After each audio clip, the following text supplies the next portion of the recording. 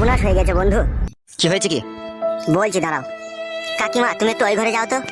হ্যাঁ বাবা যাচ্ছি।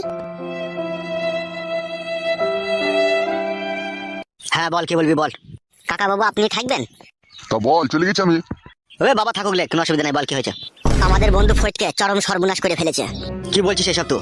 যা বলছি ভাই ঠিকই বলছি। ওবে অত ভনিতা না করে কি হয়েছে খোলাখুলি বল।